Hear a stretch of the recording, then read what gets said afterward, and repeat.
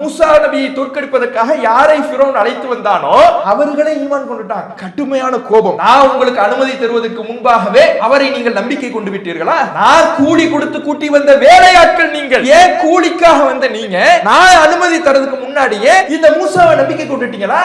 உங்களை நான் சும்மா விட மாட்டேன், மாறுகை வெட்டுவேன், சிலுவையில உங்களை அறைந்து கொள்ளுவேன் என்று கொலை மிரட்டல் விடுக்கிறான். ஈமான் நுழைந்த மாத்திரத்திலேயே அந்த வந்த வித்தைக்காரர்கள், சூனியக்காரர்கள் ஃபிரௌனிடத்திலே எந்த விதமான அச்சமும் இல்லாமல் சொல்கிறார்கள், நீ என்ன தீர்ப்பை வேண்டுமானாலும் எங்கள் விஷயத்தில் எழுதிக்கொள். மிரட்டறியா? எங்களை பயமுறுத்தி பார்க்கிறாயா? என்ன முடிவை வேண்டுமானாலும் எழுதிக்கொள், என்ன தீர்ப்பை வேண்டுமானாலும் சொல்லிக்கொள். நாங்கள் இதற்கெல்லாம் பணியக்கூடிய கூட்டம் அல்ல. சத்தியத்தை ஏற்றுக்கொண்டு விட்டோம். சத்தியம் நுழைந்த மாத்திரத்திலேயே அவர்களுடைய உள்ளம் இரும்பாக எந்த எதிர்ப்பையும் தாங்கிக் கொள்ளக்கூடிய மன வலிமை மிக்கதாக மாறியது. எல்லாம் வல்ல ஏக இறைவனின் அன்பும் அருளும் நம் உயிரினு மேலான நபிகள் நாயகம் ஸல்லல்லாஹு அலைஹி வஸல்லம் அவர்கள் மீதும் அவர்களது வாழ்க்கை வழிகாட்டுதல்களை தங்களால் இயன்றளவு பின்பற்றி வாழ்ந்து மரணித்த நபித்தோழர்கள் மீதும் நபித்தோழியர்கள் மீதும் குறிப்பாக இங்கு அமர்ந்திருக்கும் நம் அனைவர் மீதும் என்றென்றும் நின்று நிலவட்டுமாக. கண்ணியத்திற்குரிய எல்லாம் வல்ல அல்லாஹுவின் நல்லடியார்களே, இஸ்ரவேலர்கள் ஒரு வரலாற்று பார்வை என்ற தலைப்பின் கீழாக கடந்த 2 தினங்களாக நாம் சில வரலாற்று நிகழ்வுகளை அறிந்து வருகிறோம். அந்த வகையில் நேற்றைய தினம் இஸ்ராயில் என்று அழைக்கப்படும் யாக்கூப் அலைஹிஸ்ஸலாம் கானான் தேசத்தில் வசித்தவர்கள், வாழ்ந்தவர்கள், எகிப்தில் எப்படி குடியேறினார்கள், எகிப்தில் யூசுப் அலைஹிஸ்ஸலாம் அவர்களுக்கு ஆட்சி அதிகாரம் எவ்வாறு கிடைத்தது என்பதெல்லாம் நேற்றைய தினம் பார்த்தோம். இதுல நாம கூடுதலாக நேற்றைய தினம் தெளிவுபடுத்த வேண்டிய ஒரு விஷயம், யாக்கூப் நபி அவர்களுக்கு 12 பிள்ளைகள் அப்படின்னு நம்ம சொன்னோம். இந்த 12 பிள்ளைகள்ல யூசுப் அலைஹிஸ்ஸலாம் அவர்களையும் அவருடைய சகோதரரையும் நாம் கழித்து விட்டால் யாக்கூப் நபியினுடைய வேறு மனைவிக்கு பிறந்தவர்கள் 10 பேர். 9 பேர்னு நாம யூசுப் நபியை கழித்து விட்டு 9 பேர்னு சொல்லியிருந்தோம். அது 10 பேர் அவங்க, சரியா? 10 பேரு பிளஸ் யூசுப் நபி 11, யூசுப் நபியினுடைய சகோதரர், மொத்தம் 12 பிள்ளைகள். இப்ப இவங்க எகிப்துல குடியேறிட்டாங்க. எகிப்தில் குடியேறி பல ஆண்டுகள் அங்கேயே வாழ்றாங்க. அங்கே தான் யாக்கூப் நபி அவர்கள் வஃபாத் ஆகுறாங்க, யூசுப் அலைஹிஸ்ஸலாம் அவர்கள் வஃபாத் ஆகுறாங்க. இப்படி பல 100 ஆண்டுகள் எகிப்திலேயே அவர்களுடைய வாழ்க்கை கழிகிறது. பல 100 ஆண்டுகளுக்கு பிறகு எகிப்தினுடைய ஆட்சியாளனாக ஃபிரௌன் என்பவன் வருகிறான். அதுவரை இந்த பனு இஸ்ரவேலர்களுடைய வாழ்வு சுமூகமாகத்தான் போய் கொண்டிருந்தது. நல்ல நிலைமையில் தான் எகிப்தில் இருந்தார்கள். ஏனென்றால் யூசுப் அலைஹிஸ்ஸலாம் அவர்கள் எகிப்து மக்களுக்கு செய்த உபகாரம் அப்படி. உலகமே பஞ்சத்துல இருந்த சமயத்துல, உலகத்தையே வறுமை வாட்டி வதைத்த சமயத்தில் யூசுப் நபியினுடைய யோசனையின் காரணத்தினாலதான் எகிப்து நல்ல நிலைமையில இருந்துச்சு. அதனால்தான் எகிப்தினுடைய ஆட்சி பொறுப்பிலே யூசுப் நபி அவர்களுக்கு ஒரு பொறுப்பு வழங்கப்பட்டது. யூசுப் நபியினுடைய குடும்பத்தார் எகிப்திலே குடியமர்வதற்கு அனுமதி வழங்கப்பட்டது. இப்படி அவருடைய நல்ல நடத்தையின் காரணத்தினால், பொறுப்பை சரியாக நிறைவேற்றிய காரணத்தினால் அவருக்கென்று ஒரு நன்மதிப்பு எகிப்திலே இருந்து கொண்டே இருந்தது. இது காலப்போக்கிலே பல 100 ஆண்டுகள் கழிகின்ற பொழுது அந்த எகிப்தில் ஆளக்கூடிய ஆட்சியாளர்களால் இது மறக்கடிக்கப்படுகிறது. அவங்க அதை அப்படியே மறந்துடுறாங்க. ஏன்னா காலப்போக்கு ஓடிக்கிட்டே இருக்குது. காலத்துக்கும் அதை நினைவு கூறாமல் அதை அப்படியே அவர்கள் மறந்து விடுகிறார்கள். மறந்து விடுகிற இந்த சூழலில் பல 100 ஆண்டுகளுக்கு பிறகு எகிப்தில இந்த இஸ்ராயல்கள், பனு இஸ்ரவேலர் மக்கள் அதிகமாக உருவாகிட்டாங்க. ஏன்னா பல 100 ஆண்டு ஆயிடுச்சு. வந்தவங்க 12 பேர். அப்ப அந்த 12 பேர்களுக்கு குழந்தை பிறந்திருக்கும், அவர்களுடைய பிள்ளை பிறந்திருக்கும். இப்படி பல தலைமுறைகளை கடந்து அங்க வாழ்ந்து வராங்கன்னா எவ்வளவு பேர் உருவாகி இருப்பாங்கன்னு பாருங்க. அப்ப பல பேர் ஆகி நிறைய மக்கள் எகிப்தில் உருவாயிட்டாங்க. இந்த நேரத்தில் தான் ஃபிரௌன் என்பவன் ஆட்சிக்கு வருகிறான். இப்ப இந்த ஃபிரௌனை பற்றி நம்ம ஒரு அடிப்படையான உலக வரலாறு ரீதியாக ஒரு அடிப்படையான தகவலை நம்ம தெரிஞ்சுக்கணும். இந்த ஃபிரௌன் என்று நம்ம சொல்றோம்ல, இதை உலக வரலாற்றில இது ஒரு நபரை குறிக்கின்ற பெயர் அல்ல. ஃபாரா அப்படிங்கிறாங்க உலக வரலாற்றுல. இந்த ஃபிரௌன் என்கின்ற குர்ஆன் சொல்லக்கூடிய இந்த நபரை ஃபாரா அப்படின்னு சொல்றாங்க. ஃபாராக்களுடைய ஆட்சி அப்படிங்கிறாங்க. அப்படின்னா என்ன? உதாரணத்துக்கு நம்ம அலெக்சாண்டருடைய வரலாறை படிப்போம். அலெக்சாண்டர் 1, அலெக்சாண்டர் 2, அலெக்சாண்டர்ங்கிற பேர்ல பல பேர் இருப்பாங்க. அப்ப அந்த பல பேரை பிரித்து காட்டக்கூடிய வகையில முதலாம் அலெக்சாண்டர், இவர் 2ஆம் அலெக்சாண்டர், இவர் 3ஆம் அலெக்சாண்டர் என்று குறிப்பிடுவார்கள். அதுபோல ஃபிரௌன் என்கின்ற பெயரிலே, ஃபாரா என்கின்ற பெயரிலே பல பேர் வந்திருக்கிறார்கள். அதில் ஒரு ஃபிரௌனை பற்றித்தான் குர்ஆன் பேசுகிறது என்பதை இந்த இடத்துல நம்ம புரிந்து கொள்ள வேண்டும். அப்ப அந்த ஒரு ஃபிரௌன் தான் இந்த பனு இஸ்ரவேலர் மக்களை அடக்கி ஆளுகிறான். கடுமையான முறையிலே அவர்களுக்கு கொடுமைகளை கொடுக்கிறான். ஏன்னா எகிப்தில் அவர்கள் பெரும்பான்மையாக வளர்ந்து நிற்கிறார்கள். வளர்ந்து நிற்கின்ற பொழுது காலம் உருண்டோடிய காரணத்தினால் யூசுப் நபி எகிப்துக்கு செய்த நல்லுபகாரங்களை எல்லாம் மறக்கடிக்கப்பட்ட ஒரு காலகட்டத்தில் வாழுகிற காரணத்தினால் அதையெல்லாம் நினைவு கூறாமல் அவர்களுடைய மக்களை, இந்த பனு இஸ்ரவேலர்களை கடுமையான கொடுமைக்கு ஆட்படுத்துகிறான். அதை பற்றி அல்லாஹ் குர்ஆனிலே விவரிக்கிற பொழுது, இன்ன ஃபிரௌன அலா ஃபில் அர்த், ஃபிரௌன் இந்த பூமியிலே வரம்பு கடந்தான், கடுமையாக கர்வம் கொண்டு ஆணவம் கொண்டு நடந்தான். அவன் எப்படி அந்த மக்களை கொடுமைப்படுத்தினான் என்றால், அதற்கு அவன் எடுத்த வழிமுறை என்னவென்றால், இருக்கக்கூடிய எகிப்தில் வாழக்கூடிய மக்களை பல பிரிவுகளாக பிரித்தான், பல கூட்டங்களாக பிரித்தான். அவர்களில் ஒரு கூட்டத்தாரை மட்டும் பலவீனப்படுத்தினான், சிறுமைப்படுத்தினான், அவர்களை ஒடுக்கப்பட்ட சமூகமாக மாற்றினான். மாற்றி யுதப்பிஹு அப்னாஅஹும், அவர்களில் ஆண் குழந்தைகளை அறுத்து கொன்றான். வயஸ்தஹி நிசாஅஹும், அவர்களில் பெண் குழந்தைகளை மட்டும் வாழ வைத்தான். இன்னஹு கான மினல் முஃப்ஸிதீன், அவன் குழப்பம் ஏற்படுத்துபவர்களில் ஒருவராக இருந்தான் என்று அல்லாஹ் பேசுகிறான். பூமியிலே கர்வம் கொண்டு ஆணவம் கொண்டு அவன் அந்த மக்களுக்கு மத்தியிலே ஒரு மிகப்பெரிய ஒரு கொடூரத்தை, மிகப்பெரிய ஒரு சர்வாதிகாரத்தை நிகழ்த்தினான். எப்படி நிகழ்த்தினான்னா, மக்களை பல பிரிவுகளாக பிரிக்கிறான்.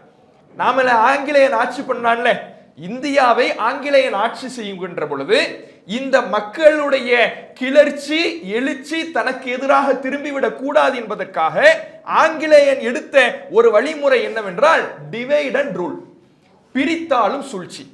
மக்களை பல கூட்டங்களாக பிரிச்சிடுவாங்க, பல பிரிவுகளாக பிரித்து மக்களுக்குள்ளே குரோதத்தை வளர்த்து சண்டைகளை மூட்டி அவர்களுக்கு மத்தியிலே பிரச்சனைகள் நடந்து கொண்டிருக்கின்ற பொழுது ஆட்சியின் பக்கம் எந்த மக்களுடைய கவனமும் திரும்பாது என்ற ஒரு யுக்தியை ஆங்கிலேயன் இந்தியாவை ஆண்ட பொழுது அவன் கடைபிடித்தான். இதற்கு அப்ப யாருன்னா இந்த டிவைட் அண்ட் ரூல், இந்த பிரித்தாலும் சூழ்ச்சிக்கு முன்னோடி யாருன்னா ஃபிரௌன் தான். அவன் எகிப்தில இதே மாதிரிதான் மக்களை பல பிரிவுகளாக பிரிக்கிறான். எப்படி பல பிரிவுகளாக பிரிக்கிறான்? எகிப்தினுடைய பூர்வ குடிகள் ஒரு சாரார், பனு இஸ்ரவேலர்கள் இன்னொரு சாரார். இந்த பனு இஸ்ரவேலர்கள்லாம் வெளியூர்ல இருந்து வந்தவன், இவனுக்கு நம்ம ஊர்ல இடம் கொடுக்க கூடாது, இவன் வந்தேறி இவனுக்கு இந்த நாட்டிலே இந்த எகிப்திலே இவனுக்கென்று ஒரு இடத்தை, ஒரு நிலத்தை, இவனுக்கென்று உரிமைகளை நாம் வழங்க கூடாது, இவனை நாம் கொன்று ஒழிக்க வேண்டும், இந்த நாட்டை விட்டு விரட்ட வேண்டும் என்று கடுமையான முறையிலே கொடுமைப்படுத்துகிறான். இதுல அவன் கொடுமைப்படுத்துகிற அந்த அக்கிரமத்தில் அவன் செய்யக்கூடிய காரியம் என்னன்னா, ஆம்பளை பிள்ளையெல்லாம் கொல்லுகிறான், பெண் பிள்ளைகளை மட்டும் வாழ வைக்கிறான். ஏன் இப்படி செய்யறான் அப்படின்னா, அதுக்கு ரெண்டு காரணம் இருந்துச்சு. எந்த ஒரு சமுதாயமும் எந்த ஒரு கூட்டமும் அடிமைப்படுத்தப்படுகின்ற பொழுது, சிறுமைப்படுத்தப்படுகின்ற பொழுது, ஒரு அடக்குமுறைக்கு உள்ளாகின்ற பொழுது எப்போதுமே அந்த சமுதாயம் குனிந்து கொண்டே இருக்காது. நசுக்கப்பட நசுக்கப்பட ஏதாவது ஒரு தருணத்திலே அந்த சிறுமைப்படுத்தப்பட்ட அந்த சமூகத்திலே ஒரு தீப்பொறி வெடிச்சால் போதும், புரட்சி வெடித்து அடக்குமுறையாளர்களுக்கு எதிராக ஒரு கிளர்ச்சி புரட்சியை வெடிச்சிடும்.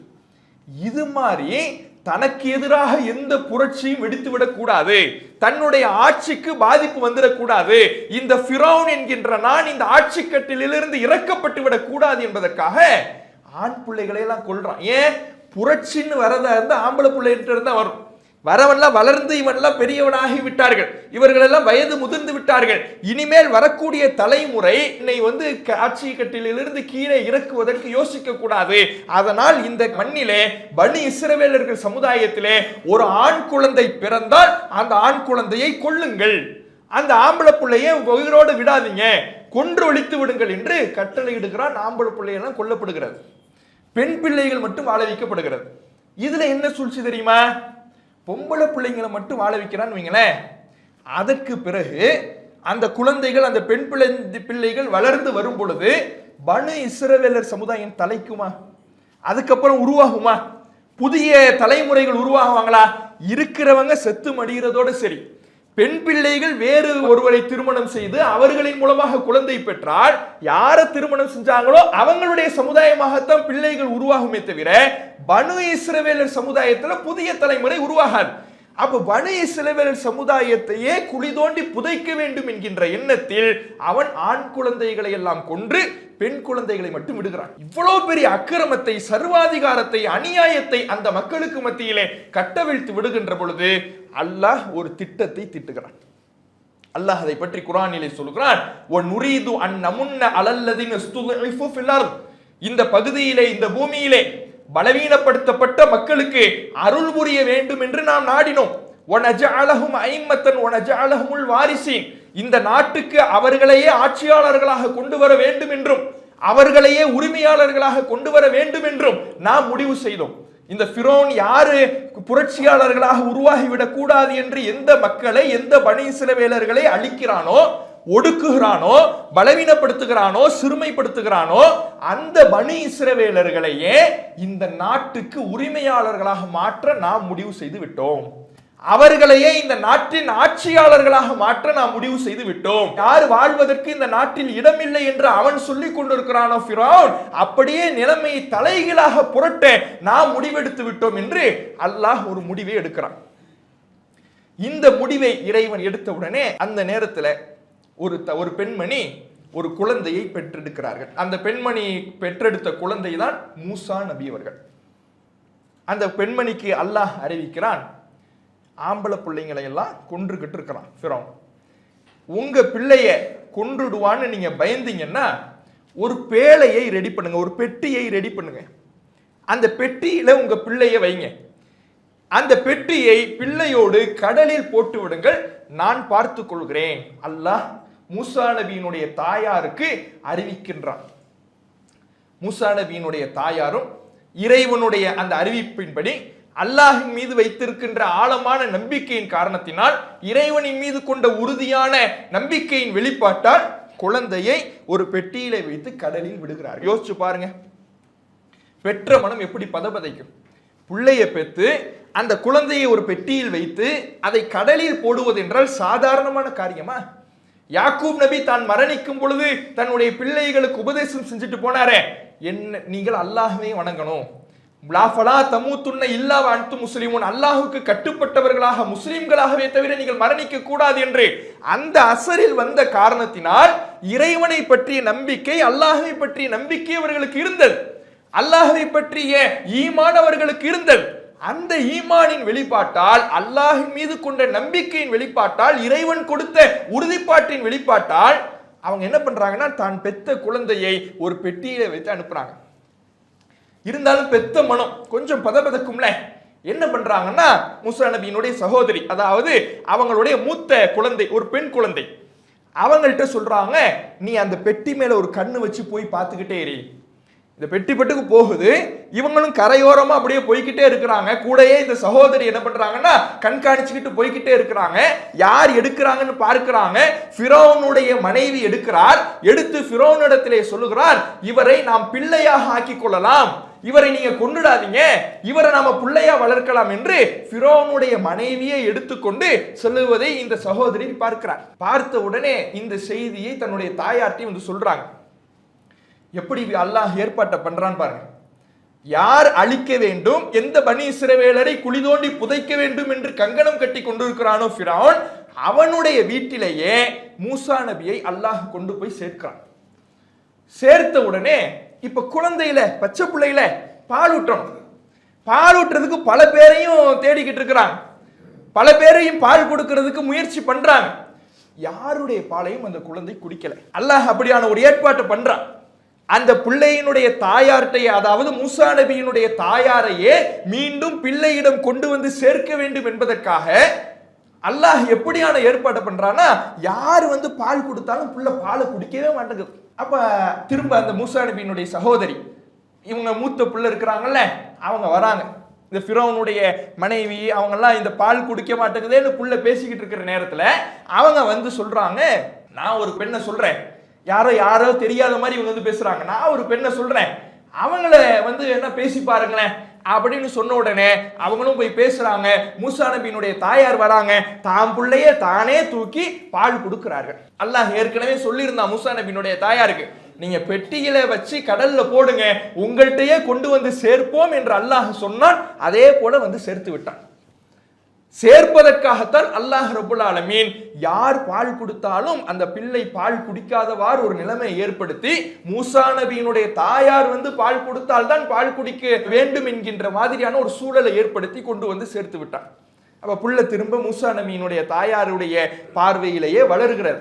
ஃபிரௌனுடைய வீட்டில் இருந்தாலும் மூசா நபியினுடைய தாயார் தன்னுடைய தாயாருடைய கண்காணிப்பிலேயே அவர்களுடைய பாலை அருந்தி கொண்டே வளர்கிறார். இப்படியே வளர்ந்து இளமை பருவத்தை அடைகிறார்கள். இளமை பருவத்தை அடைகின்ற பொழுது ஊருக்குள்ள வெளியில போகும் பொழுது 2 பேருக்கு மத்தியில சண்டை நடக்குது. வெளியில போய்கிட்டு இருக்கிறாங்க, 2 பேர் சண்டை போட்டுக்கிட்டு இருக்கிறாங்க. ஒரு ஆளு ஃபிரௌனுடைய கூட்டத்துல உள்ளவன், இன்னொரு ஆளு பனி இஸ்ரவேல், அதாவது மூசா நபியினுடைய சமுதாயத்தை சார்ந்தவன். 2 பேருக்கு மத்தியில சண்டை நடக்கும் பொழுது இந்த பனி இஸ்ரவேல் சமுதாயத்தை சார்ந்த ஒரு மனிதர் என்ன பண்றாருன்னா, மூசா இங்க வாங்க, என்னை போட்டு எப்படி அடிக்கிறான் பாருங்க, என்னை போட்டு எப்படி சித்திரவதை பண்றான் பாருங்க, எனக்கு கொஞ்சம் உதவி பண்ணுங்கன்னு கேட்ட உடனே இவர் போய் ஒரு அடிதான் அடிக்கிறாரு. அவன் ஆள் அவுட். ஒரே அடிதான், ஒரு அடியில ஆள் அவுட். மூசா நபிக்கு ஒரு பயம் வந்துருச்சு, ஆஹா தப்பு பண்ணிட்டோமே, ஒரே அடிதான் அவன் ஆளு காலி. அப்ப மூசா நபி வந்து என்ன பண்றாங்கன்னா, நான் வேணும்னு பண்ணல, ஆனால் அவன் செத்து போயிட்டான், ஆனா இது தப்பு தான். அல்லாஹ்விடத்தில் உடனே மூசா நபி அவர்கள், இறைவா என்னை மன்னித்து விடு, நான் வேண்டுமென்று செய்யவில்லை, நான் நீ மன்னிக்கவில்லை என்றால் நஷ்டவாளியாக ஆகிவிடுவேன் என்று அல்லாஹ்விடத்தில் துவா செய்யறாங்க. அவ துவா செய்து விட்டு அடுத்த நாள் திரும்ப வெளியே வராங்க. திரும்ப அவனை திரும்ப கூப்பிடுறான். யாரு? ஏற்கனவே யாரு கூப்பிட்டு போய் அடிச்சு ஒரு கொலை பாவத்தை சுமந்து கொண்டிருக்கிறார்களோ அவனை என்ன பண்றான்னா, மீண்டும் என்னை யாரும் அடிக்க வராங்க, என்னை வந்து காப்பாத்துங்கிறான். அப்ப மூசா நபி, டேய் நீ இதே உனக்கு வேலையா போயிடுச்சு, உன்னை நம்பித்தான் நான் வந்தேன், நான் வந்து உன்னை நம்பி வந்து அடிச்சேன்னா நான் வந்து கொலைகாரனா வந்து நிக்கிறேன், இனிமேல என்னை வந்து தேடி வராதுங்கிற மாதிரி மூசா நபி அவர்கள் என்ன பண்றாங்க சொல்றாங்க. இப்ப இப்படியே போகுது. இவங்களுக்கு மத்தியில் இந்த பேச்சுவார்த்தை நடந்துகிட்டு இருக்கும் பொழுதே ஏற்கனவே மூசா நபியினால் அடி வாங்கி ஒருவன் இறந்தான்ல, செத்தான்ல, அவனுடைய கூட்டத்தார் எல்லாம் மூசா நபியை கொலை செய்ய அங்க திட்டம் திட்டிக்கிட்டு இருக்கிறாங்க. நம்ம கூட்டத்துல ஒரு ஆளை பனி இஸ்ரவேல் சமுதாயத்தை சார்ந்த மூசா கொலை செய்து விட்டார், நாம எப்படி வேடிக்கை பார்த்துக்கிட்டு இருக்கிறது? சொந்த நாட்டு மக்களை மூசா கொலை செஞ்சுட்டார்னா நாம எப்படி வேடிக்கை பார்க்கிறது? அவரை நாம கொலை செய்ய வேண்டும் என்று அங்க பிளான் ஓடிக்கிட்டு இருக்குது.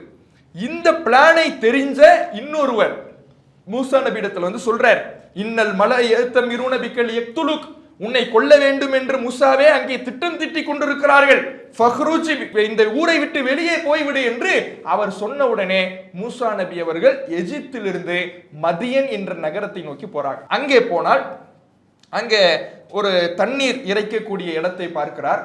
மக்கள்லாம் தண்ணீர் இறைச்சிக்கிட்டு இருக்கிறாங்க. 2 பெண்கள் மட்டும் ஒதுங்கி நிற்கிறாங்க. அவங்களுக்கு தண்ணீர் இறைத்து கொடுத்து மூசா நபி அவர்கள் உதவி புரிகிறாங்க. அந்த பெண்கள் மூசா நபி அவர்களை தன்னுடைய தகப்பனார்கிட்ட அழைச்சிட்டு போறாங்க.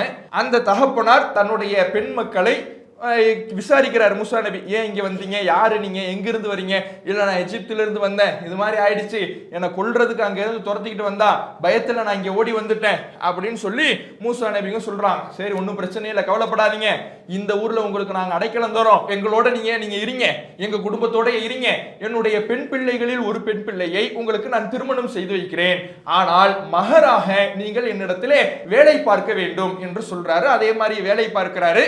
கடைசியில் திருமணம் முடித்து வைக்கிறாங்க. தன்னுடைய குடும்பத்தோடு மீண்டும் மூசா நபி அவர்கள் புறப்படுகிறார்கள். புறப்படக்கூடிய வழியில் தான் அந்த பயணம் செஞ்சு மதியனிலிருந்து மீண்டும் எகிப்துக்கு போலான்னு போகக்கூடிய அந்த வழியிலே மூசா நபி அவர்கள் ஒரு நெருப்பு தூரத்தில் தெரிகிற மாதிரி பார்க்கிறார். தூரத்துல ஒரு நெருப்பு தெரியுது. மூசா நபி என்ன பண்றாங்க, உடனே தன்னுடைய குடும்பத்தார்கிட்ட சொல்றாங்க, சரி ஒரு நெருப்பு தெரியுது, நான் போய் பார்க்கிறேன், அங்க யாராவது ஆட்கள் இருக்கலாம், அவங்களுடைய உதவியை நம்ம தேடிக்கலாம், இல்லைன்னா அங்க இருக்கக்கூடிய அந்த நெருப்பு எடுத்துட்டு வந்தோம்னா நம்ம குளிர் காய்ந்து கொள்ளலாம், நம்ம குளிர் காய்வதற்கு குளிரை தாங்கி கொண்டு உடலில் ஒத்தளம் கொடுத்துக் கொள்வதற்கு உதவும் என்று மூசா நபி அவர்கள் சொல்லிவிட்டு தன்னுடைய குடும்பத்தாரை நிப்பாட்டி விட்டு அந்த நெருப்பை நோக்கி போறார். போன உடனே அங்கே அல்லாஹ் மூசா நபி அவர்களை அழைக்கிறான். யா மூசா, மூசாவே வாங்க என்று அல்லாஹ் அழைத்து, நான் தான் அல்லாஹ், அனல்லாஹ், நான் தான் அல்லாஹ், அல்லாஹ் தான் அழைக்கிறேன். மூசா நபி அவர்கள் ஒரு குரல் கேட்குது, மூசாவேன்னு குரல் கேட்குது, சுத்தி யாரு இல்லைன்னா ஒரு பதப்பட போறோம்ல, அல்லாஹ் நான் தான் அழைக்கிறேன் என்று மூசா நபி அவர்களுக்கு அல்லாஹ் சொல்லி, நீங்க உங்களுக்கு இந்த மார்க்கத்தை உங்களை நான் தேர்ந்தெடுத்துட்டேன், தூதராக உங்களை தேர்வு செய்து விட்டேன், நீங்க ஃபிரௌனிடத்தில் போய் இந்த மார்க்கத்தை எடுத்துரைத்து இஸ்ரவேலர்களுடைய விடுதலைக்காக அங்கே நீங்க போய் பிரச்சாரம் பண்ணுங்க என்று மூசா நபி அவர்கள்ட்ட அல்லாஹ் பேசுகிறான். பேசிய உடனே உங்களுடைய கையில என்ன இருக்குதுன்னு அல்லாஹ் கேட்கிறான். முதல்ல மார்க்கத்தை எடுத்து சொல்லுகிறான். எடுத்து சொல்லிவிட்டு அல்லாஹ் மூசா நபி அவர்களுடைய நீங்க போய் ஃபிரௌன் இடத்தில் சொல்லி இஸ்ரவேலர் சமுதாயத்தை விடுதலை செய்யுங்கள் என்று சொல்லுகிறான். சொல்லிவிட்டு உங்களுக்கான சான்றாக அல்லாஹ் கொடுக்க நினைப்பது என்று சொல்லி உங்க கையில என்னன்னு கேட்கிறான். அல்லாஹ் கைத்தடி வச்சிருக்கிறாங்க. சரி, அந்த கைத்தடியை கீழே போடுங்க.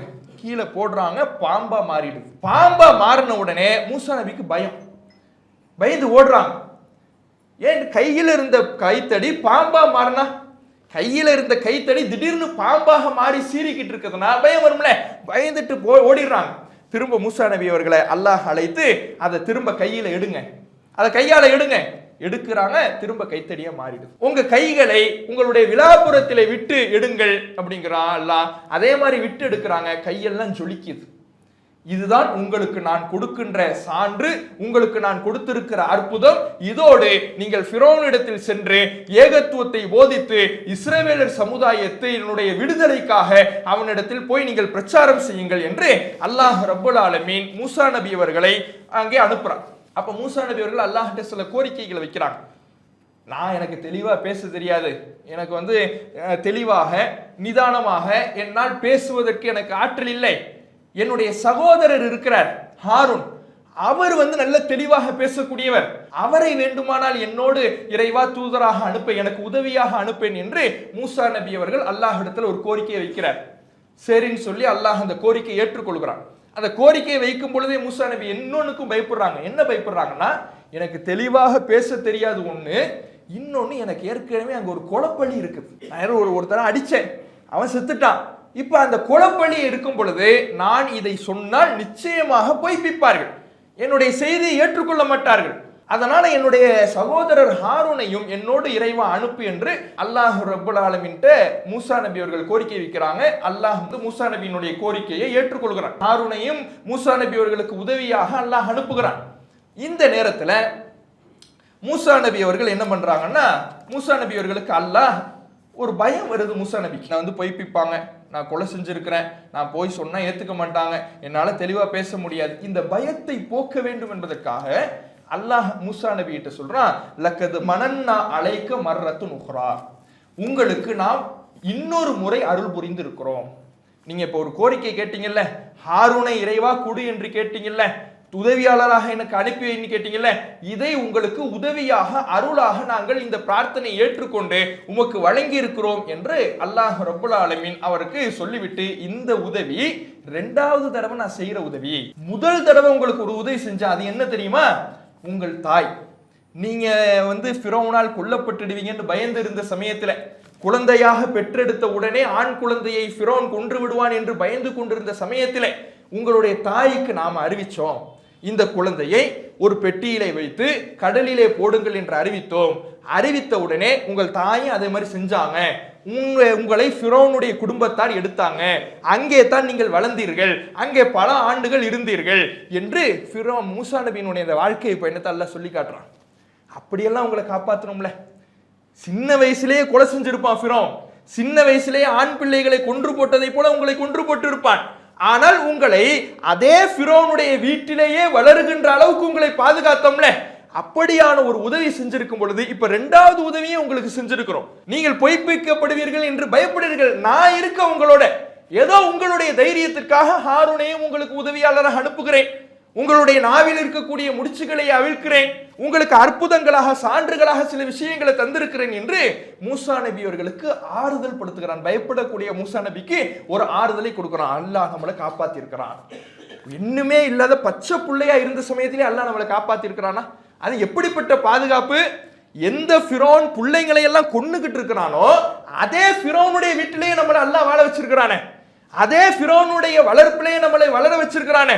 இப்படியெல்லாம் பாதுகாத்த அல்லாஹ் நம்மை நிச்சயம் பாதுகாப்பான், நம்மோடு இருப்பான், அவனுடைய உதவி இருக்கும் என்கின்ற நம்பிக்கையை அல்லாஹ் ரப்புல் ஆலமீன் மூசா நபிக்கு அவருடைய கடந்து வந்த பாதையை நினைவூட்டி போடுகிறான். போட்டுட்டு அனுப்புறான் அல்லாஹ், நீங்க போய் ஃபாரிஸில் மஅனா பனி இஸ்ராயில், ஃபிரௌன்ட்ட போய் சொல்லுங்க, பனி இஸ்ரவேலர் மக்களை எங்களோடு நீ அனுப்பிவிடு, அவர்களை விடுதலை செய்து விடு.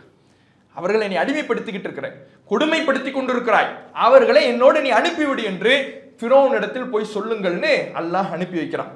போறாங்க, போய் சொல்றாங்க.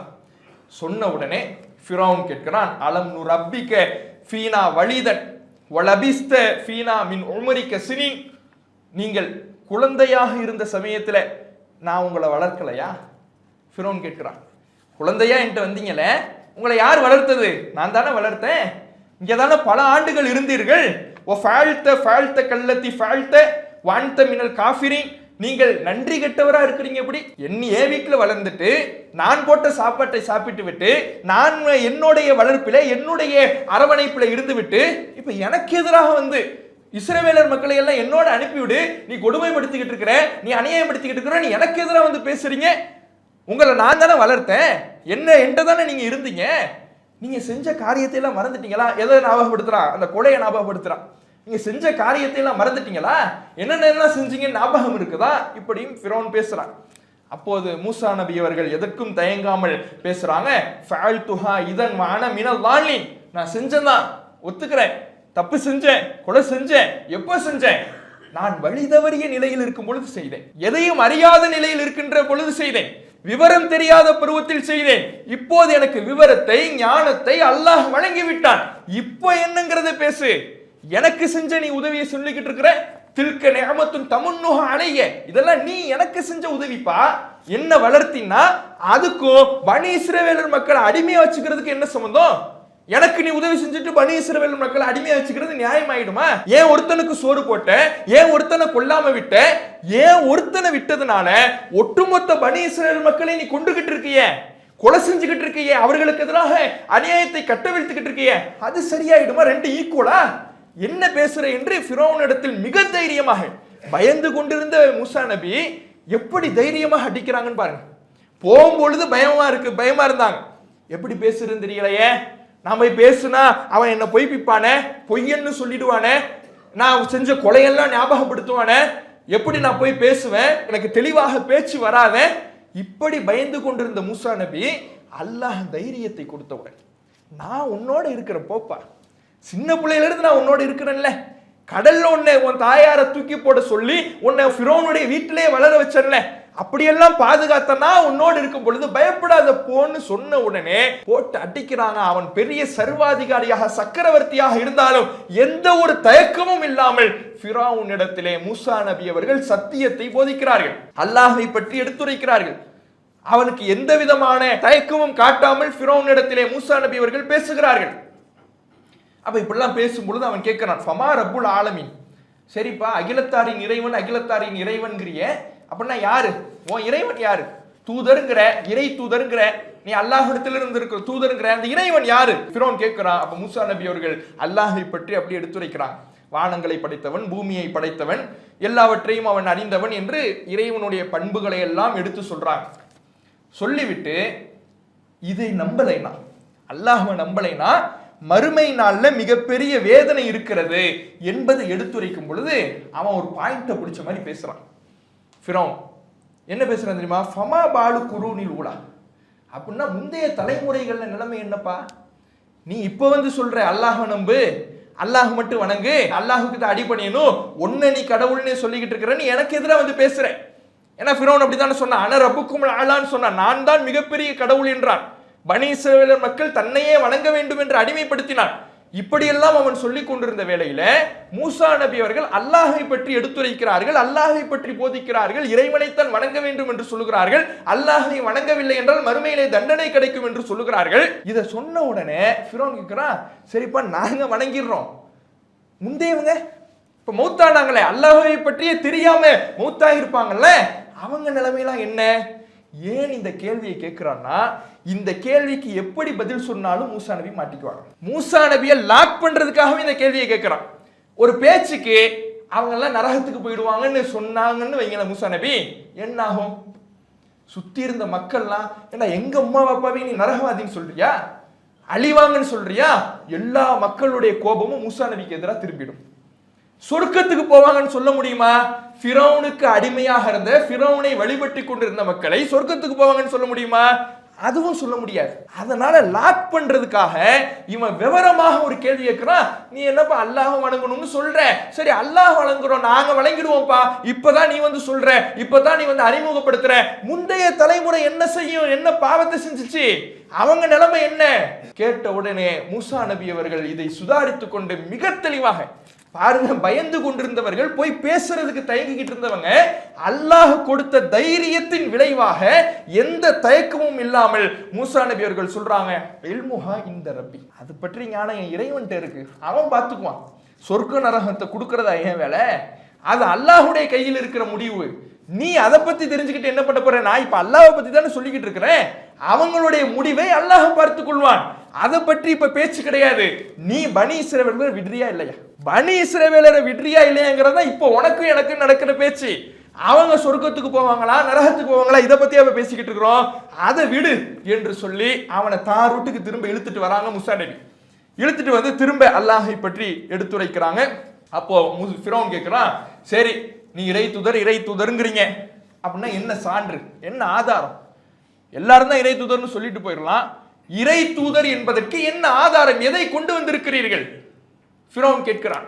அப்போ மூசா நபிக்கு அல்லாஹ் அறிவிக்கிறான், இப்ப கைத்தடிய போடுங்க, கைத்தடிய மூசா நபி போடுறாங்க, பாம்பாக மாறுகிறார், கையை விலாப்புறத்தில் விட்டெடுங்கள், விட்டெடுக்கிறாங்க, ஜொலிக்குது. ஆரம்பத்துல நபியாக தேர்ந்தெடுத்த பொழுது எதை மூசா நபிக்கு அல்லாஹ் கொடுத்தானோ அதே சான்றை ஃபிரௌனின் முன்னிலையிலே செய்து காட்ட சொல்லுகிறான், செய்து காட்டுறாங்க.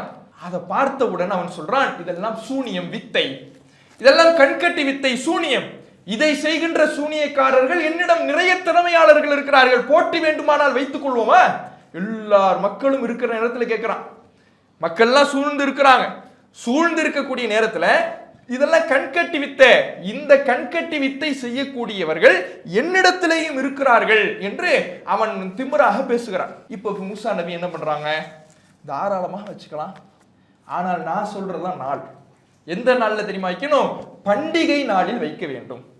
மூசா நபி ஒரு நாளை தேர்ந்தெடுக்கிறாங்க, எந்த நாளில் தெரியுமா வைக்கணும், பண்டிகை நாளில் வைக்க வேண்டும், மக்கள் முன்னிலையில வைக்கணும். ஏன் பண்டிகை நாள்ல எல்லா மக்களும் ஆஜராகி இருப்பாங்க, எல்லா மக்களும் ஆஜராகி இருக்கக்கூடிய நாள்ல சத்தியம் வெளிப்பட்டால் பல மக்களுக்கு நேர்வழி கிடைக்கிறதுக்கு அது வாய்ப்பாமை. அப்ப எதிரியினுடைய வலையில் தான் சிக்கிடக்கூடாது, அவனுடைய நோக்கம் என்ன, இவரை அசிங்கப்படுத்தணும், இவரை கேவலப்படுத்தணும், வித்தைக்காரர்களை நம்ம கொண்டு வந்து நாம சில வித்தைகளை செஞ்சு காட்டணும்னா மக்கள் விளங்கிப்பாங்க, மக்கள் நாம தக்க வச்சிடலாம்னு அவன் நினைக்கிறான். மூசா நபி என்ன நினைக்கிறாங்க, எல்லா மக்களும் ஆஜராகும், அப்பனா பண்டிகை நாள் தான் சரி, எல்லா மக்களும் ஒன்னா இருப்பாங்க, எல்லா மக்களும் ஒன்றாக இருக்கக்கூடிய அந்த பண்டிகை நாளிலே நம்ம அல்லாஹுடைய அற்புதத்தை செய்து காட்டுகிற பொழுது இந்த மார்க்கத்தை ஏற்றுக்கொள்வதற்கு வசதியாக இருக்கும் என்று மூசா நபி முடிவு செய்து பண்டிகை நாள்ல தயாரானி கேட்கிறாங்க. தயார். ஃபிரௌன் அலைகிறான், தன்னுடைய நாட்டில் இருக்கக்கூடிய கைதேர்ந்த சூனியக்காரர்களை அழைத்து வந்து போட்டிக்கு தயாராக அழைத்து வருகிறான். அழைத்து வந்தால் போட்டி நாள், பண்டிகை நாள். மூசா நபி ஒருபுறம், இன்னொரு புறம் ஃபிரௌன் அழைத்து வந்த சூனியக்காரர்கள் ஒருபுறம் போட்டிக்கு தயாராக நிற்கிறார்கள். சூனியக்காரங்க கேட்கிறாங்க, நீங்க ஆரம்பிக்கிறீங்களா நாங்க ஆரம்பிக்கட்டுமா? மூசா நபி நீங்களே ஆரம்பிங்க.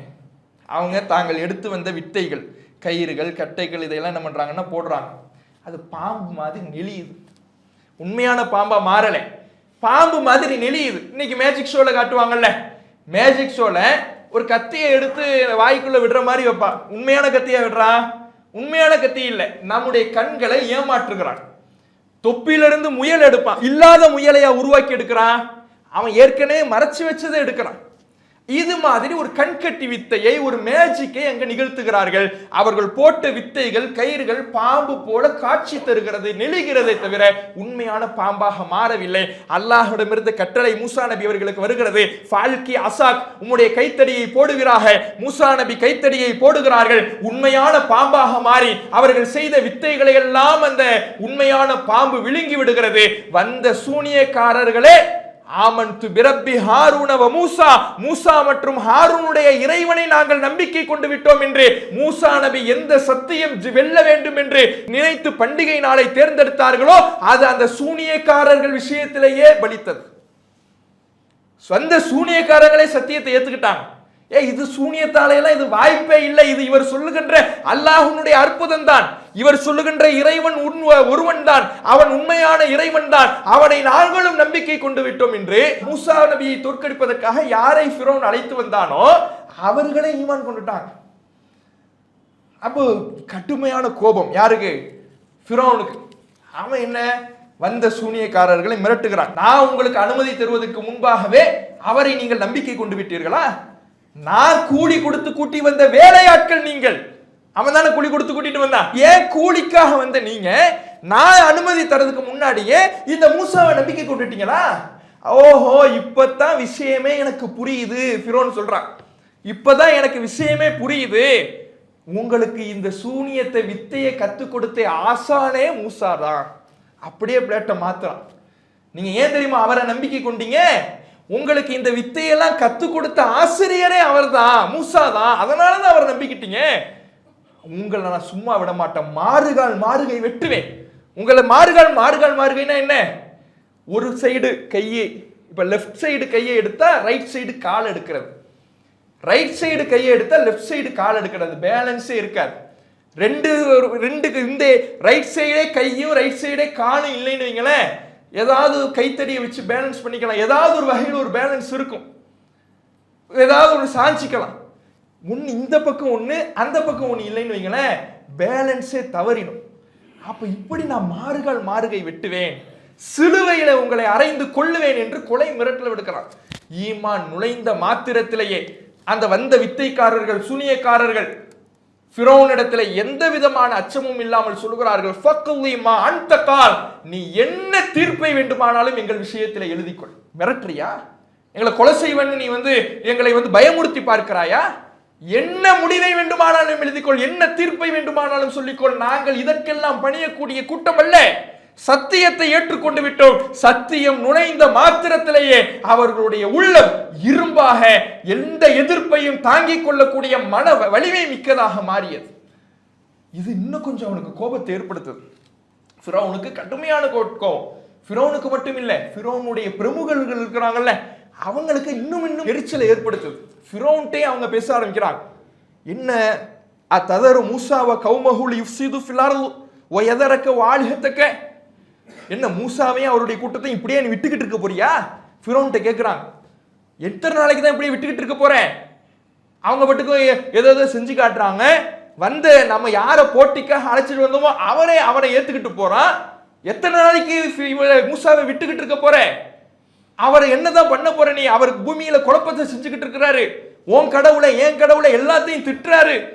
இனிமே என்னதான் பண்ண போறேன்னு சொல்லி ஃபிரௌனை கூட இருக்கக்கூடியவர்கள் எல்லாம் தூண்டி விடுகிறார்கள். அப்ப ஃபிரௌன் சொல்லுகிறான், சனுகத்திலு அப்னாஅஹும் வ நஸ்தஹி நிசாஅஹும் வ இன்னா ஃபௌகஹும் காஹிரூன், அவர்களுடைய ஆண் பிள்ளைகளை கொல்லுவோம், பெண் பிள்ளைகளை வாழ விடுவோம், அவர்களுக்கு மேல் அடக்குமுறைகளை கட்டவிழ்த்து விடுவோம். வெறி கொண்டுட்டான். ஏற்கனவே அதான் செஞ்சுக்கிட்டு இருந்தான். இப்ப வெறி கொண்டு இன்னும் வேகமாக ஆம்பளை பிள்ளைகளை எல்லாம் கொன்று குமிக்கிறான்.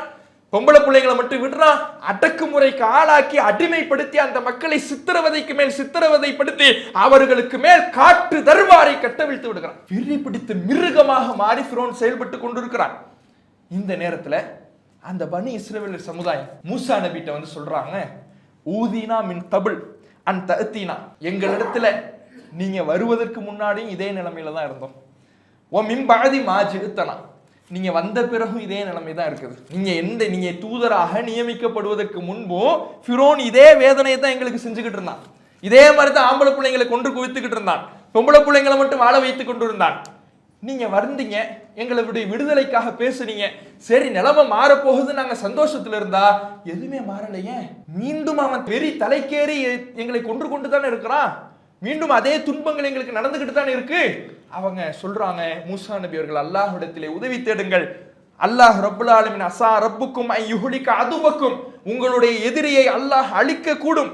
வயஸ்தக்லிஃபக்கும் ஃபில் அர்த், இந்த பூமியிலேயே உங்களை ஆட்சியாளர்களாக ஆக்கி ஃபயன்துர கைஃப தஅமலூன், அப்போது நீங்கள் எப்படி செயல்படுகிறீர்கள் என்பதை சோதித்து பார்க்க அல்லாஹ் கூடும் என்று மூசா நபி தன்னுடைய கூட்டத்தாருக்கு ஆறுதல் சொல்றாங்க. ஏன்னா மூசா நபியை நம்பிக்கை கொண்ட மக்கள் பெரிய அளவுல எல்லாம் கிடையாது, ரொம்ப குறைவான மக்கள் தான் மூசா நபியை நம்பிக்கை கொண்டாங்க.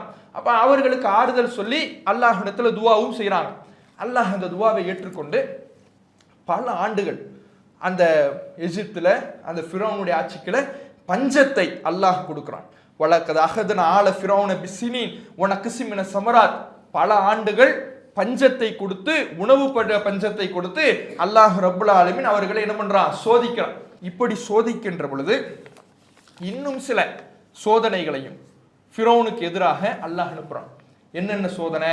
ஃபர்சல்னா அலைஹிமு தூஃபான், அவர்களுக்கு எதிராக வெள்ளப்பெருக்கை அல்லாஹ் அனுப்புறான். எங்கு பார்த்தாலும் வெள்ளம். வெள்ளம்னா சாதாரண வெள்ளம் கிடையாது, வற்றாத வடியாத வெள்ளம். இன்னைக்கு சென்னை வெள்ளம் வரும், சென்னை வெள்ளம் வந்தா இங்க உதவி செய்யறதுக்கு ஆட்கள் வெளியே வந்து உதவி செய்கின்ற வகையில இருக்கும். ஆனா இந்த வெள்ளம் எப்படி தெரியுமா, அல்லாஹ்வுடைய தண்டனையினால் வருகின்ற வெள்ளம். இங்க உதவிக்கெல்லாம் யாரும் வெளியெல்லாம் வர முடியாது, வற்றவும் வற்றாது. வற்றாமல் எந்த ஒட்டுமொத்த நாடே முடங்குகிற அளவுக்கு வெள்ளம் வந்து எல்லாமே பாதிப்புகளுக்கு உள்ளாகிறது. அப்போ ஃபிரௌனுடைய கூட்டத்தார் வந்து மூசா நபி இடத்துல சொல்றாங்க, இந்த சோதனை, இந்த தண்டனை, நீங்க இறை தூதர்னு சொல்றீங்க, அல்லாஹ்விடத்துல பேசுவதாக சொல்றீங்க, உங்களுடைய இறைவனிடத்தில் பேசுவதாக சொல்றீங்க, இந்த தண்டனையை எங்களை விட்டு நீங்கள் நீக்கினால் உங்களை நாங்க நம்பிக்கை கொள்கிறோம், நீங்க கேட்ட மாதிரியே இஸ்ரவேலர் சமூகத்தை உங்களோட நாங்க அனுப்பி வச்சிடறோம். அந்த கூட்டத்தார் சொல்றாங்க. மூசா நபி அல்லாஹ்ட்ட துஆ செய்றாங்க. அல்லாஹ் இதை நீக்கிறான். உடனே தலைகீழா புரள்றான். ஆமா அப்படிதான் சொன்னேன், இப்பதான் வெள்ளம் போயிடுச்சுல, நீ ஆனதை பார்த்துக்க. யாரு? ஃபிரௌனுடைய கூட்டம்லாம் வந்து கெஞ்சி கூத்தாடியவர்கள், இந்த வெள்ளம் எப்படியாவது வடிகிறதுக்கு நீங்க துஆ செய்யுங்க, உங்களுடைய இறைவன்கிட்ட கேளுங்க, உங்களாலதான் முடியும், நீங்க செஞ்சு காட்டினீங்கன்னா உங்களை நாங்க நம்பிக்கை கொள்கிறோம், நீங்க செஞ்சிட்டீங்கன்னா பனி இஸ்ரவேலர் மக்களை இப்பவே நீங்க அழைச்சிட்டு போகலான்னு சொன்னவன் வெள்ளம் வடிஞ்ச உடனே அப்படியே அந்த ஒப்பந்தத்துக்கு வாக்குறுதிக்கு மீறி இப்ப வெள்ளம் வடிஞ்சுல, அப்புறம் பார்த்துக்கலாம், பனி இஸ்ரவேலர்கள் அனுப்ப முடியாது, நீ ஆனதை பார்த்துக்கிட்டு திரும்ப கொடுமைகளை எழுதுகின்றான். அப்ப அல்லாஹ் திரும்ப வல் ஜராத், வெட்டுக்கிளி அனுப்புறான். வெட்டுக்கிளி என்னென்ன, எங்கு பார்த்தாலும் வெட்டுக்கிளியா தான் இருக்கும். வீட்டுல சாப்பாட்டுல எதையுமே நிம்மதியாக எந்த வேலையுமே செய்ய முடியாது. ஈசல் வரும்ல, மழை நேரத்துல ஈசல் வரும், ஈசல் கொஞ்ச நேரம் தான் வரும். அந்த ஈசல் வந்தா நம்மளால ஏதாவது ஒரு வேலையை செய்ய முடியுமா? லைட் ஆஃப் பண்ணுவோம், வீட்டுல இருக்க முடியாது, வந்து குமிஞ்சு கொண்டே இருக்கும். அது மாதிரி வெட்டுக்கிளி வந்துகிட்டே இருக்குது, எல்லை இல்லாமல் வருகிறது, எங்கு பார்த்தாலும் வெட்டுக்கிளியா தான் இருக்குது. இது இப்படி அந்த நாடே முடங்குகிறது. இப்படி ஒரு சோதனையை, தண்டனை அல்லாஹ் கொடுக்கிறான். இப்பயும் மூசாவே, நீங்க இதை வந்து விளக்குறதுக்கு கேளுங்க, அல்லாஹ் விளக்கினால் உங்களை நாங்க நம்பிக்கை கொள்கிறோம், நம்பிக்கை கொண்டு பனி இஸ்ரவேலர்களை உங்களோட நாங்கள் அனுப்பி வைத்து விடுகிறோம் சொல்லுகிறார்கள். அல்லாஹ் இடத்துல துஆ செய்கிறான். அல்லாஹ் நீக்கிறான், மீண்டும் பழைய நிலைமைக்கே திருப்புறான், வாக்குறுதியை மீறுகிறான். அதெல்லாம் தான் வெட்டுக்கிளி இருக்கும் பொழுது சொல்லுவதான் செய்வோம், 1000 நாங்க சொல்லுவோம், என்னையே நீங்க நம்புறீங்க, நீங்க அதெல்லாம் அனுப்ப முடியாது, பழைய நிலைமை தான், இப்படிங்கிற தலைகளை மாறுறான். அதற்கு பிறகு கும்மல லஃபாதி வத்தம, பேன், தவளை, ரத்தம், இப்படி அடுத்தடுத்து இன்னொரு சோதனை. பேன் என்ன, எங்க யார தலையை பார்த்தாலும் பேனு வலியும், சொரிஞ்சுக்கிட்டே இருக்க வேண்டியதான். சொரிஞ்சுக்கிட்டே இருந்தா என்ன வேலை ஓடும்? சொரிஞ்சு இப்படியே இருந்தேன்னு வைங்களேன், ஏதாவது வேலை ஓடுமா? இதே பொழப்பா எல்லாரும் எவனை பார்த்தாலும் தலையில கை வச்சு சொரிஞ்சுக்கிட்டே இருக்கிறான், ஒரு வேலையும் ஆக மாட்டேங்குது. எங்கு பார்த்தாலும் தவளையா குதிச்சு குதிச்சு குதிச்சு குதிச்சு ஊர் முழுக்க தவளை. ரத்தம், எங்கு பார்த்தாலும் ரத்த வாடை, ரத்தமாக கிடக்கிறது. இப்படி முழுக்க முழுக்க சோதனைகளை ஒன்றின் பின் ஒன்றாக அல்லாஹ் கொடுக்கிறான். ஒவ்வொரு சோதனைகள், ஒவ்வொரு தண்டனைகளை அல்லாஹ் கொடுக்கின்ற பொழுதும் அந்த ஃபிரௌனுடைய மக்கள், அந்த எகிப்து மக்கள், கொடுமை செய்து கொண்டிருந்தவர்கள், மூசா நபியிடத்தில் வந்து இது விலக நீங்கள் துவா செய்யுங்கள், உங்களை நம்பிக்கை கொள்கிறோம், பனி இஸ்ரவேலர் மக்களை உங்களுடனே அனுப்பி வைக்கிறோம் என்று சொன்னவர்கள் ஒவ்வொன்றும் விலகும் பொழுதும் அவர்கள் மாறு செய்தார்கள், துரோகம் செய்தார்கள் என்ற வரலாறை பார்க்கிறோம். இந்த நேரத்தில் தான் அவர்கள் திருந்துவதாக தெரியல. எத்தனை வாய்ப்பு கொடுத்தும் அடையாளங்களை அத்தாட்சிகளை அல்லாஹ் காண்பித்தும் அவர்கள் மாறுவதாக தெரியவில்லை. அல்லாஹ் அவர்களுக்கு முடிவை கட்ட நாடிவிட்டான். மூசா நபிக்கு அல்லாஹ் அறிவிக்கிறான், அன் அஸ்ரி பி இபாதி இன்னக்கும் முத்தபஊன், என்னுடைய அடியார்களை இரவிலே இந்த நாட்டிலிருந்து அழைத்து செல்லுங்கள். இனிமே நீங்க இங்க இருக்க வேணாம், என்னுடைய அடியார்களை கூட்டிட்டு போங்க. ஆனா ஃபிரௌன் உங்களை கண்டிப்பா ஃபாலோ பண்ணுவான், உங்க பின்னாடியே வருவான், உங்களை பின்தொடர்ந்துகிட்டே வருவான். அதுக்கு நீங்க பயப்படாதீங்க, அதை நான் பார்த்துக்கிறேன். அல்லாஹ் அனுப்புகிறான். போறாங்க, அழைச்சிக்கிட்டு போறாங்க பனி இஸ்ரவேலர் மக்களை. மூசா நபி அவர்கள் அழைத்து கொண்டு எகிப்திலிருந்து வெளியேறுகிறார்கள். இது தெரிந்த ஃபிரௌன் தன்னுடைய படை பரிவாளங்களோடு மூசா நபி அவர்களையும் அவரை நம்பிக்கை கொண்ட பனி இஸ்ரவேலர் மக்களையும் பின்தொடர்ந்து கொண்டு வந்து கொண்டே இருக்கிறார்கள். முன்னால் கடல், பின்னாடி ஃபிரௌனுடைய படை. எங்கு சென்றாலும் மௌத்து தான். கடலில் போய் விழுந்தாலும் மௌத்து, ஃபிரௌனுடைய படை பிடித்தாலும் மௌத்து. தப்பிக்க வழி கிடையாது. சரி, ஒரு கப்பல் கடந்துச்சு, அந்த கப்பல்ல ஏறி தப்பிச்சிடலான்னு ஒரு வழி தெரியுது. இல்ல, முன்னாடி கடல் மட்டும்தான் இருக்குது. சரி, இன்னொரு நாட்டு மண்ண சைட்ல இருந்து வரான், அவன் ஃபிரௌனை பார்த்துக்குவான், நம்ம தப்பிச்சிடலாம். சூழல் இல்லை. எப்படி பார்த்தாலும் மரணம் சூழ்ந்திருக்கக்கூடிய நிலை. இந்த நேரத்துல சில பேர் சொல்றாங்க, இன்னால முதுரக்கும், அவ்வளவுதான், நம்ம மாட்டிக்கிட்டோம், கடல்ல விழுந்தாலும் மௌத்து, ஃபிரௌன் பிடிச்சாலும் மௌத்து, இனிமே நமக்கு வழி இல்லை என்று அவர்கள் பேசுகிற பொழுது மூசா நபி தன்னுடைய ஈமானின் சக்தியால் ஒரு வார்த்தையை சொன்னார்கள், இன்ன மஅய ரப்பி சயஹ்தீன், அல்லாஹ் என்னோடு இருக்கிறான், அவன் எனக்கு வழிகாட்டுவான். மூசா நபிக்கு அல்லாஹ் ஆரம்பத்தில் போட்ட விதை, தான் தூதராக அனுப்பப்படும் பொழுது பயந்த சமயத்திலே உங்களை கடலில் இருந்தே காப்பாற்றியவன் நான், கூடையிலே வைத்து உங்களுடைய தாயாரை போட சொல்லி காப்பாற்றியவன் நான், ஆண் பிள்ளைகளை எல்லாம் கொன்று குவித்த ஃபிரௌன் கொன்று குவித்த சமயத்தில் அவன் வீட்டிலேயே வளர வைத்து காப்பாற்றியவன் நான், நீங்கள் ஒரு கொலையை செய்து தப்பித்து போக நினைக்கும் சமயத்திலே ஃபிரௌனுடைய கூட்டத்தார் உங்களை கொலை செய்ய வேண்டும் என்று திட்டம் திட்டிய சமயத்திலே காப்பாற்றியவன் நான், அப்படியெல்லாம் காப்பாற்றிய நான் உங்களை காப்பாற்றுவேன் என்று போட்ட விதை கடைசி வரை அவங்களுக்கு பிரதிபலிக்குது. கடல் வந்துடுச்சு, இனிமே அவ்வளவுதான் காலின்னு இருந்த சமயத்துல கூட அல்லாஹ் இருக்கிறான், அவன் எனக்கு வழிகாட்டுவான் என்று மூசா நபி சொல்றாங்க. அல்லாஹ்விடமிருந்து கட்டளை வருகிறது, கைத்தடியால் கடலை அடியுங்கள்ங்கிறான், அடிக்கிறாங்க. கடல் 2 பாலங்களாக பிரிக்கிறது. எங்கேயாவது பார்க்க முடியுமா? நமக்கு அல்லாஹ் கொடுத்த அற்புதம் என்ன? குரான் தான். குரானை படித்துத்தான் இஸ்லாத்தை நம்ம தெரிஞ்சுக்க முடியும். நபி ஸல்லல்லாஹு அலைஹி வஸல்லம் அவர்கள் வாழ்ந்த காலத்துல சின்ன சிறு சிறு அற்புதங்களை ரசூலுல்லாஹ் செய்து காட்டினாங்க. ஆனால் இன்றைக்கு நாம இஸ்லாத்தை உண்மைப்படுத்துவதாக இருந்தால் எந்த அற்புதத்தை வைத்து உண்மைப்படுத்துறோம்? குரான் தான். குரானை படித்து தான் நம்ம உண்மைப்படுத்துறோம். ஆனா இந்த சமுதாய மக்களுக்கு எவ்வளவு பெரிய அற்புதம்னு பாருங்க. கடல் 2ஆ பிரிஞ்சிருக்கு, நடுவுல வழி இருக்குது. அப்ப அல்லாஹ் மீது ஏதாவது ஒரு சந்தேகம் வருமா? ஏதாவது ஒரு நம்பிக்கை இன்மை வருமா? அவன் மேல ஒரு சந்தேக பார்வை, அவனுடைய அருளில் நிராசை அடைந்து வருமா? அவ்வளவு பெரிய அற்புதத்தை பார்க்கிறாங்க. கடல் 2ஆ பிரிஞ்சிருக்குது, வழி கிடைக்குது. மூசா நபி அவருடைய கூட்டத்தார் பனி இஸ்ரவேல் எல்லாரும் அந்த கடலை தாண்டி போறாங்க. ஃபிரௌன் ஃபாலோ செஞ்சுக்கிட்டே வரான். இவர்கள் மறுகரையை அடைந்த பிறகு கடல் மூடுகிறது. ஃபிரௌனும் ஃபிரௌனுடைய கூட்டத்தாரும் கடலிலேயே அழிக்கப்படுகிறார்கள். அல்லாஹ் அவனுடைய ஆட்சிக்கு முடிவை கொண்டு வருகிறான். இப்ப இவங்க போய் மறுகரை அடைகிறாங்க. இவ்வளவு அற்புதத்தை பார்த்த சமூகம் அடுத்து தன்னுடைய பயணத்தை எப்படி துவக்கியது என்பதை நாம அறிந்து கொள்ள வேண்டும். அதற்கு முன்பாக இன்றைக்கு இஸ்ரேல் இருக்குல்ல, நம்ம நேற்றே சொன்னோம், இஸ்ரேல் அப்படிங்கிற பேரு யாருடைய பேரு?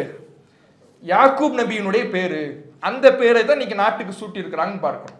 இப்ப இந்த நாட்டுக்கு அவன் உரிமை கொண்டாடுவது சரியா தப்பாங்கிறதெல்லாம் அடுத்தடுத்த வரலாறுகள்ல நம்ம தெரிஞ்சுக்குவோம். ஒரு நியாயத்தின்படி, வரலாற்று நியாயத்தின்படி நாம யோசிச்சோம்னா, இவன் இஸ்ரேலுக்கு யாக்கூப் நபியினுடைய பேரை வச்சிருக்கிறான். யாக்கூப் நபினா அவங்களுக்கு ஜாக்கப், அப்படிதானே? ஜாக்கப். அப்ப அவர் வழியில் ஆட்சி செய்யறதாக இருந்தா எப்படி அவங்க ஆட்சி அமையணும்? யாக்கூப் நபியினுடைய பிள்ளை யூசுப் நபி, அதாவது அவங்க நம்பிக்கைப்படி ஜோசப், அவர் எப்படி ஆட்சி செய்தாரோ அப்படி செய்யணும். அவர் எப்படி ஆட்சி செஞ்சாரு? ஒரு நாட்டிலே தனக்கு ஆட்சி பொறுப்பு கிடைக்கின்ற பொழுது அந்த சொந்த நாட்டு மக்களை அடிமைப்படுத்தி ஏமாற்றி அந்த நாட்டிலிருந்து வெளியேற்றாமல் அந்த நாட்டு மக்களுக்கு விசுவாசமாக தன்னுடைய பொறுப்பை நிறைவேற்றினார். அந்த நாட்டு மேலே பஞ்சம் ஏற்படுகிற பொழுது அந்த பஞ்சத்தை தவிர்க்க அவர் பாடுபட்டார். இப்படியெல்லாம் அவர் தன்னுடைய அந்த நாட்டுக்காக உழைத்தார். அந்த நாட்டு மக்களின் மீது விசுவாசமாக இருந்தார்.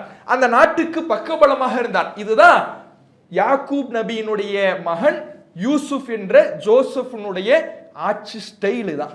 இஸ்ரேல்னு நாட்டுக்கு பேர் சுட்டுனா இந்த ஸ்டைல்ல தான் ஆட்சி பண்ணணும். இந்த நாட்டை எடுத்துக்கிட்டோம். பூர்வ குடிகள் யாரு? இந்த அரேபிய மக்கள். அரேபிய மக்களுக்கு நலம் நாடணும், அவர்களை கொடுமைப்படுத்தக்கூடாது, அவர்களை இந்த நாட்டை விட்டு அப்புறப்படுத்துறதுக்கு பாடுபடக்கூடாது, அந்த நாட்டில் பஞ்சம் நிலவாம பார்த்துக்கணும். ஆனா இன்னைக்கு என்ன நடக்குது? இந்த நாட்டு மக்களை வெளியேற்றுவதற்கு பார்க்கிறான். சொந்த நாட்டு மக்களை கொடுமைப்படுத்துகிறான், குழந்தைகளை கொன்று குவிக்கிறான், வாக்குறுதியை மீறுகிறான். போர் நிறுத்தம்னு அறிவிப்பு பண்ணுவாங்க. இஸ்ரேலுக்கும் பலஸ்தீனத்துக்கும் போர் நடக்கும் பொழுது போர் நிறுத்தம்னு ஒரு அறிவிப்பு வரும். சேர்ந்து நிப்பாட்டிட்டு போனா உடனே இவன் என்ன பண்ணுவான்? திரும்ப ஆரம்பிப்பான். அந்த வாக்குறுதியை மீறுகிறான். இது யாருடைய ஸ்டைல்?